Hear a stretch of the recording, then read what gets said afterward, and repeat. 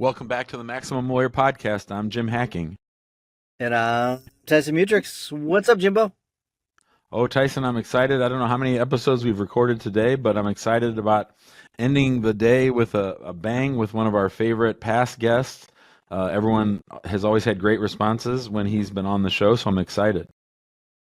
I am too. I'm gonna jump right in. And David, forgive me if I don't give your full bio because I don't really think you need much of an introduction to our audience for the most part. But I'll do the beginning of it. For those of you that don't know, David is a speaker, best-selling author, founder of the multi-million-dollar global consulting company Life Is Now Inc., and host of the Business Daily News ranked podcast, The Successful Mind. So it's the host of the Business Daily News ranked podcast, The Successful. Make sure you all know that, The Successful Mind. David, welcome to the show. Hey, thanks for having me, guys. Pleasure to be here. David, you've been on the show many times before, but one thing we haven't talked about is I never knew you got in an accident on a dam. Yeah, yeah, that kind of started my whole redirect journey in life, so to speak. I did in September of 1989. I was water skiing on the Illinois River. I got separated from the boat, and I got caught in the current, and I got sucked through the dam in Marseilles, Illinois. I was one of only two people at that time that survived going through it. And how did that then lead into your transformation? Well, here's the thing. When I came out on the other side, I mean, thank God I had a life vest on, because if I Yeah. had not had a life vest on, I wouldn't have ever resurfaced. I literally thought I was dead once it sucked me in. I thought, that's it, it's over, you know. But then I popped up out on the other side just before I was ready to black out. Like, I was right on the edge, and it sucked me back down again, tumbled me around. It broke my back. I had all these puncture wounds all over my body from whatever debris was on the other side of the dam. So I'm in this current, and it took me around an island in the middle of the river. And as I went around this island, I reached up and grabbed a branch. And as I was holding onto this branch, I thought to myself, I've got to get out of here. If I don't get out of here, 2 miles down the river is another island in Ottawa, another dam in Ottawa, Illinois. I probably won't make that one. So I started to unbuckle my life vest and push this branch into the life vest and buckle around it, because I had shredded my hands. I peeled them like an orange, both of my Oh, palms. So I'm hanging there, and it was one of those kind of cry out to God moments. My son had just been born in June, and I said, God, please show me how to turn this around. And as soon as I said that, his face flashed across the screen of my mind, and it gave me like this extra energy that came out of nowhere, because I was exhausted trying to swim against the current to get to shore. And I was really fit in those days. And as I was hanging from that, I said, I don't know. As I was at that point in my life, I felt very lost. I was a high school dropout. I was not going anywhere. We were going through a bankruptcy. It was just a really bad time. Couldn't hold a job. And I was asking God, I said, if you would let me live today, I'll figure out whatever this is, whatever my problem is. And I literally said this, I'll spend the rest of my life teaching other people. And I don't know where that came from. I hadn't been thinking about that prior to this. It was not a thought in my mind. Anyway, long story short, they pulled me out of a river rescue came up. They pulled me out. I had broken my back. It took a while for me to heal and get back to work. But that started me asking a new question in my mind. And the question was, why am I here? I'm not here to do all these mistakes and play small. And I'm here to do something. What is that? And I kept asking that question. And through the process of asking that question, I started making slightly better decisions, until one day I made a significant decision, which is a whole nother story. It's the one where I was on the forklift and I tripled my income in a month. And I'm like, there's something going on here. But I do take it all the way back to just a few years before that, in '89, when I went through, that dam, and I started refocusing my life in some direction. I didn't know where I was going, but I started asking different questions. And I was a young guy. I was in my 20s. I think I was 22. Or no, what was I, 20? I was about 23 when I went through the dam. Nobody my age was asking questions like that, especially not from the part of Chicago I was from. It was all about survival. So that's really what started it. It's a hell of a story. I have heard that story before. That's a hell of a story. They should make a movie out of it, actually, is what they should do. But I've heard that before. so the reason why we wanted to have you on is to talk about how to create a culture of success to propel your firm forward. And one of the things you'd mentioned to us before was just about mistakes and how some people are, many people are punished for mistakes. But I guess what advice would you give to law firm leaders looking to create a culture of success by maybe embracing those mistakes? Yeah, that's a great question. So I believe that there are no mistakes in life. There's only lessons. And when you use the word mistake, it's intrinsically attached to shame and guilt in the lives of most individuals. So they beat themselves up internally. They do damage to their own self-esteem. For some people, it becomes paralyzing because that becomes the dominant influence over their thinking and they don't get out of it. And the other thing that it does is that because of wherever you find shame and guilt in somebody's processing, psychological processing, these are people that will lie and keep secrets. It just goes hand in hand. I mean, shame is you don't want somebody to know what you just did. You're highly embarrassed. You're shameful for what you've done. So if you can keep that a secret, most people will.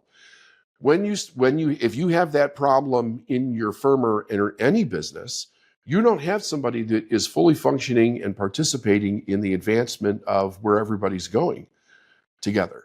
So many years ago, we took the idea that, because I was teaching this, I wasn't necessarily practicing it as much in my own company, but we still tolerated mistakes well, but we literally changed the narrative. Like there's no mistakes, there's only lessons. I learned a tremendous amount from Reed Hastings' book, from the Netflix book, right? Like, I really love the philosophy of the way he started and built that company. And we were going to view everything as this is something that's necessary to move us forward. We're not going to shame and guilt anybody, nor ourselves. And we're going to give an open platform to learn from that. And it changed everything within the dynamic of the company at the time. For us, it did. And then I started doing it with my clients and it did the same thing, and almost everybody that we would train with this would adopt it.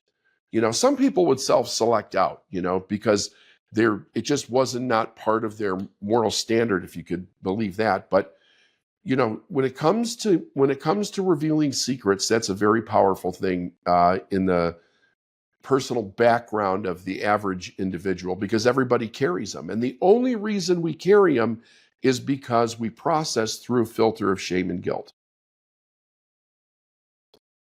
So, David, I practice with my spouse, and she's pretty close to a perfectionist, and she does not like mistakes, and she has high standards for the team. So how can you help me reframe that with her in a way that keeps her happy, because she's always worried about losing our law license, which I understand is important, but also creating a culture that's sort of more understanding or growth oriented when it comes to changing the way we do things. Because you will never go beyond the level of the person setting the standard, which would be you or your wife in that scenario. And people will only be able to live up to what your standard is, and you never engage their genius, or rarely do you engage their genius.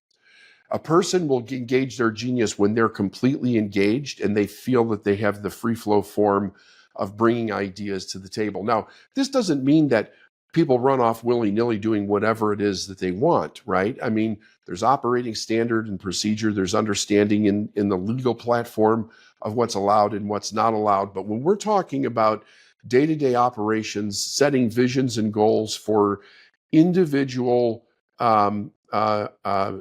areas of a business or the firm, and what can they do to make that better? We need people thinking. We need people open to thinking, even if they don't immediately apply it, but bring it to you as a suggestion for what it is that they want to do. If we don't allow them to try, then we rely only on our own genius, and we never get there on our own. We need people thinking, that are in the field, that are touching customers, that are working within, and we want them fully involved, so that they have an emotional stake in what's happening, not just I got to keep my job stake.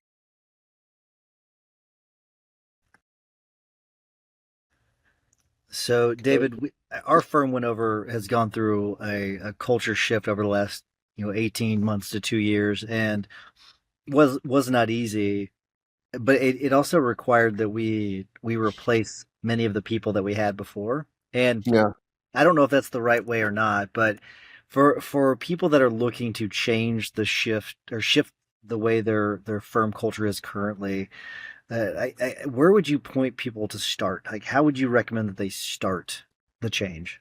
Well, the idea would be for the owners of the firm to go away together, create a vision for where you're going, right? A really solid vision, even if it's only for a few years. And then once you get that fettered out so that it's very understandable, you bring it back to the team and you begin to sell the team on that vision. And this is where you'll have people that either have buy-in or they self-select out in that process. Because when you present it to them, the idea is, where do you see yourself in this vision, right? So not where do I see you in this vision? Where do you see yourself in this vision? How does this vision help you attain your goals and your dreams and the things that you want for your life and your family? And if they're not 100% in, they're 100% out, which is a great position to be in, because then you know what you've got to work with, and you can hire the A players that you need if people do self-select out. And some do. I mean, some get to a point where they're like, this is as far as I want to grow. I don't really want to grow anymore. And where you're going is not what's comfortable for me. And you give them the room and the idea they can select out if they want to. When we first did it, we had people self-select out of our company. And with most of the companies that I've worked with, there's always a person here or there that does. I've never seen like a mass exodus or anything, but I know of a mass exodus. So Gary Vaynerchuk is? Yeah. Oh, of course, yeah. So before COVID, I had Gary as a guest on the podcast. We were doing some work with him, and we were with him up in New York, and he told us a story about when he sat down with his brother to really kind of redirect the vision of VaynerMedia. And they literally had to let go of about 120 people because they only had about 240 people in the business at the time, because the first 120, that batch of people that came in, they were all friends, family, so on and so forth, that helped them. There were bodies that could get work done, but they realized they hit a plateau, and now they needed talent, and they needed to be able to pay for that talent. So that I got nervous when he told me how many people he let go, but what a courageous thing to do, to be able to take himself to the next level. But it was the vision that did that. Him and his brother sat down and said, we're never going to get where we want to go with this batch of folks. They got us this far, but there's no way they can come to the next level because they don't have what we need to get there.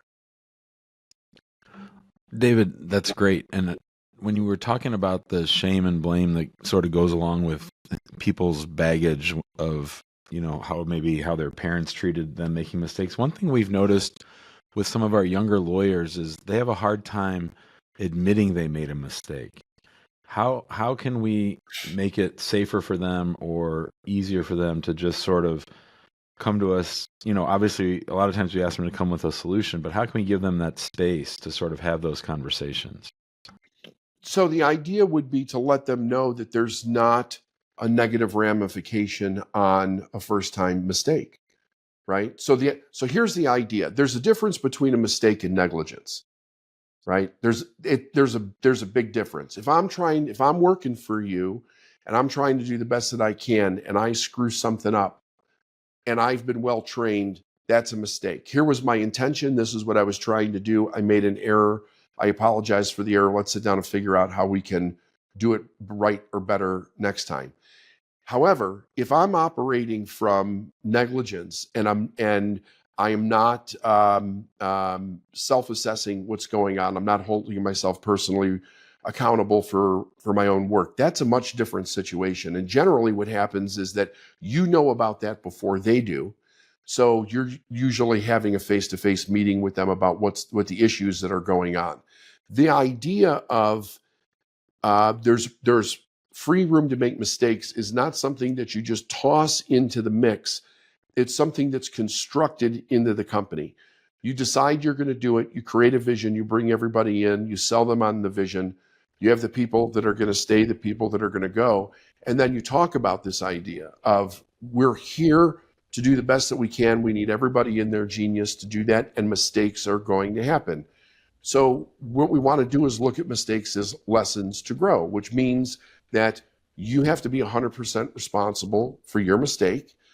We're not going to fire you. We're not going to tag your pay or whatever because you made a mistake. But part of that responsibility is that when you've made one, that you come to us with it first to let us know if you catch it first so that we can sit down and figure out what went wrong so that we can do something different.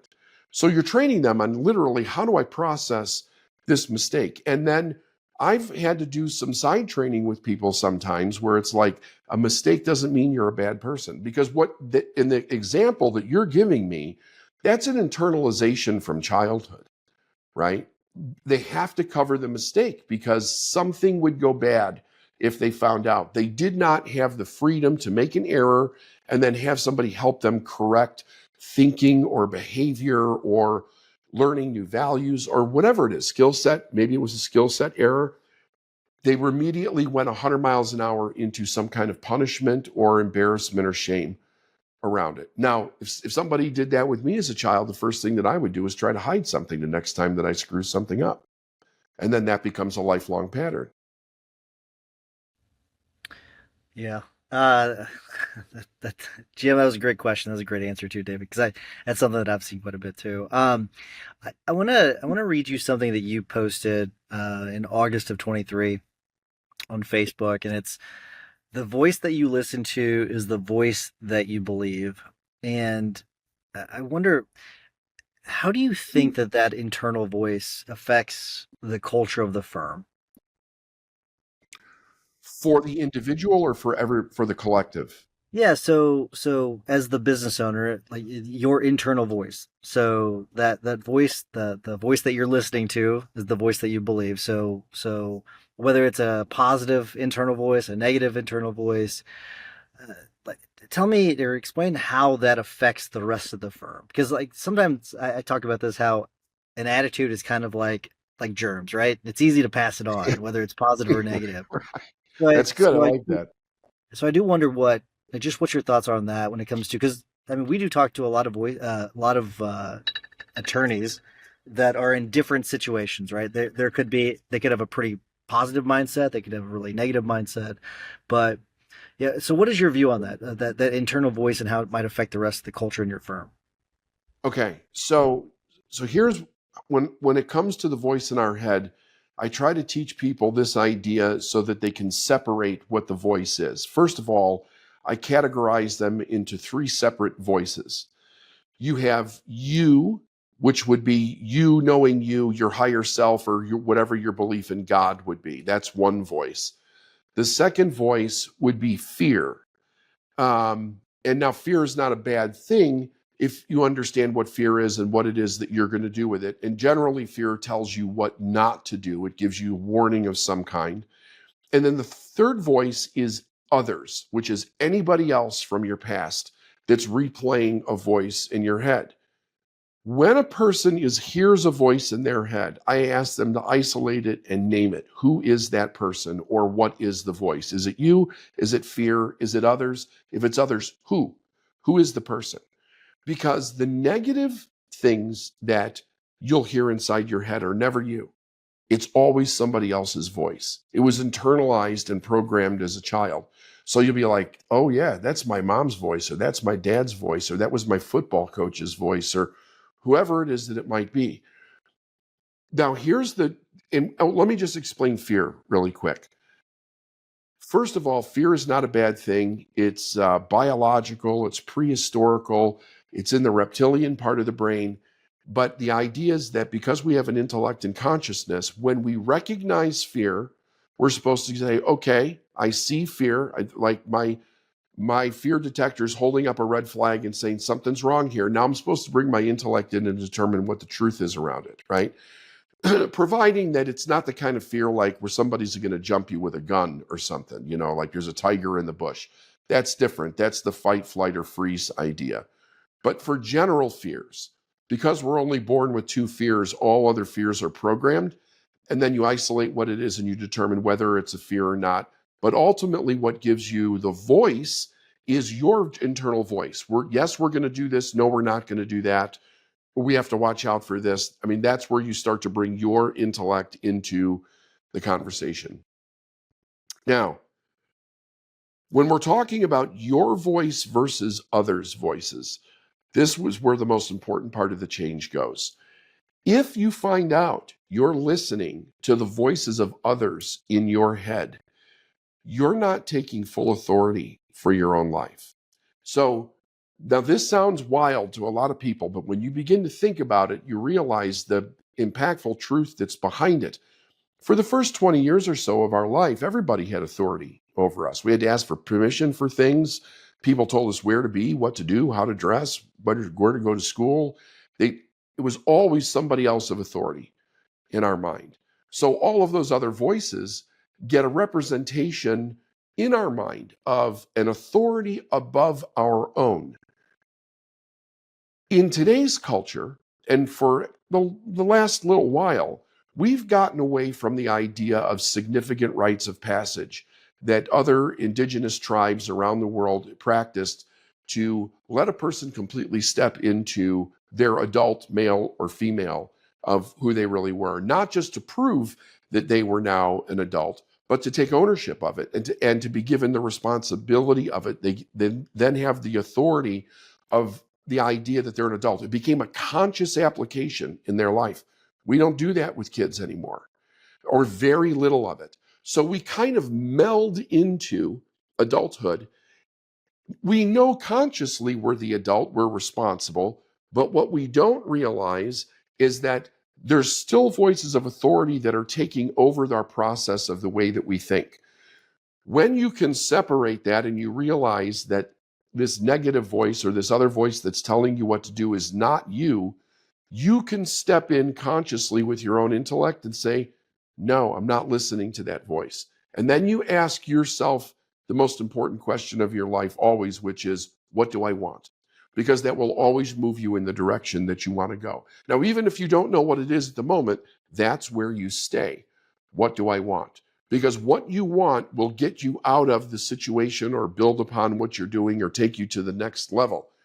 Usually voices of the negative kind are coming from somebody else, and they're backward in nature. It's not something that's healthy, nor does it lend to us making good decisions in the future. So we do have to, at the time that we live in, that humanity's in now, we need to remember and remind ourselves we're the ones in authority of our own destiny in life. And even if it's down to the micro level of that destiny, your family, your children, your spouse, the firm itself, and consciously hold that position so that you're asking you what you want and you're not hearing another voice in your head tell you what you should want or shouldn't want. Tyson and I recorded a whole episode once of this show, and it was called "What Do I Want?" And we asked it, "What do I want? What do I want? What do I want? And what do I want?" Right? Yeah. Like emphasizing each of the four words totally has a different tone to it. So why does determining what it is that you want help spur action, David? Because most people are raised hearing that they can't have what they want. And if we will just admit to ourselves what we do want, everything in our life it is going to the destination of why we're here. That's what I believe. I believe we're all here for a purpose. That purpose existed before we got here, and yet we're never taught how to recognize what it is. And very simple, the way that we learn to find it and recognize it is by honoring what we actually want in life and taking action on that. So that in the beginning, it sounds almost like a greedy, selfish idea, but when you're coming from a place of consciousness and you're applying it, it's not. What it's doing is it's opening the doors to your genius, why you're here, what you're supposed to do. It really gives you direction. You know, every other form of life has instinctual direction. It doesn't wonder what it is, why it's here, what it's going to do, where the food's going to come from tomorrow. It just does the same thing every day. But our greatest power is our ability to choose.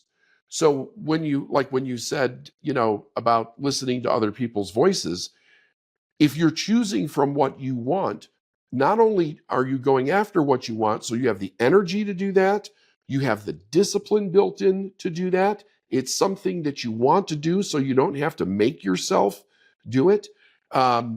It allows you to have a much more exuberant attitude about what you're doing because you're buying in yourself. You're acknowledging what it is that your soul is really here to do. I love that, David. We could probably talk to you for the next 3 hours, but we want to be respectful of your time, so I'm going to start to wrap things up. I've learned a lot already, and I think I think a lot of people are going to get a lot of great things out of this episode. But before I do, I know that you've got a lot going on in your life, so if people want to get in touch with you or work with you in some capacity, how do they get in touch with you? What's the best way? Well, the best way for them to learn anything about us is to go to the Successful Mind podcast because they can sample us there. They hear what we do. Everything's free. There's no charge. They can learn a tremendous amount.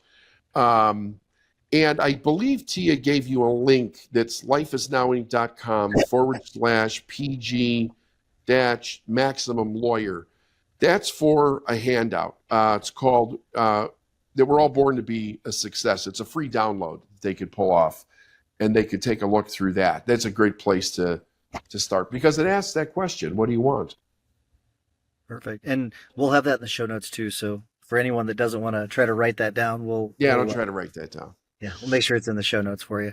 All right, we're gonna wrap things up. Before I do, if you all could, if you're interested in Maximum Lawyer and being part of our community, we would love to have you in the big Facebook group. Just search Maximum Lawyer on Facebook, and you'll be able to find us.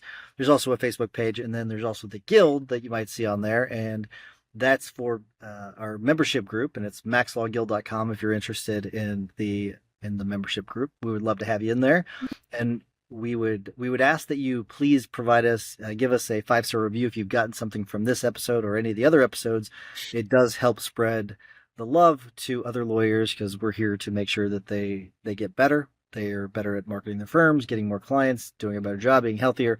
So if you could give us a 5-star review, we'd really appreciate it. Jimmy, what is your hack of the week? I know David's a big fan of Jim Rohn, and I've noticed on Amazon there's a lot more Jim Rohn content than there used to be. So I've been listening the last couple of days to The Day That Turns Your Life Around. But anytime you can spend listening to Jim Rohn and getting your mindset right is good. And Amazon has a lot more of that Nightingale Conan stuff than they used to. So it's really easy to check it out on there. Very cool. It's weird that you mentioned Jim Rohn because I saw a post about him today. It's like a long post about it. I read it, so that's just interesting that you brought it up. David, we always ask our guests to give a tip or a hack. Could be a book, could be a podcast, could be a quote, you name it. What do you have for us? Well, one of the things that I mentioned here in the conversation was the Reed Hastings Netflix book. It really, the crux of the love and the cooperation that's within the way he strategically built that company is something that's brand new to the world. I mean, there's been some copying of it since he wrote it, but that's the original as far as I'm concerned. And talk about helping you understand the power of your own mistakes and attempting to try and step into your genius. I think it's a great book to start with. You're muted. What a rookie move. That's very good, David. Thanks for sharing that. So this morning I ran into Josh Evans. He's a guild member, and we were chatting a little bit, and then afterwards we had a quick coffee with each other between podcast episodes, and there were some words that were printed and taped to his laptop, and I said, what is that? He said, those are our core values. And I said, oh, that's interesting. And he apparently, his laptop had broken, so he was using his paralegal's laptop. And he apparently asked them, like, basically spot checks them on core values. And so she has got to the point where she's taped it to her laptop so she knows the answer right away. And the tip is that he'll give them prizes when they get things like that right. And I thought it was an interesting idea. We don't do things like that, but I do think it's an interesting idea. If he spot checks them on things like that and they get it right, they get a prize. I thought that was a cool idea, so I figured I'd pass that on to people. That's awesome. A cool little thing. Yeah, absolutely. That's great. I think it was also cool of her to think, hey, I might get asked this again. So Yes, for sure. Tip of my laptop. But David, as always, pleasure talking to you. I can't wait to have you on again. It's always fun, and hopefully people will reach out to you, start listening to your podcast if they want to hear more from you. Thanks, guys. Thank you very Thanks, much. David. Good seeing you guys.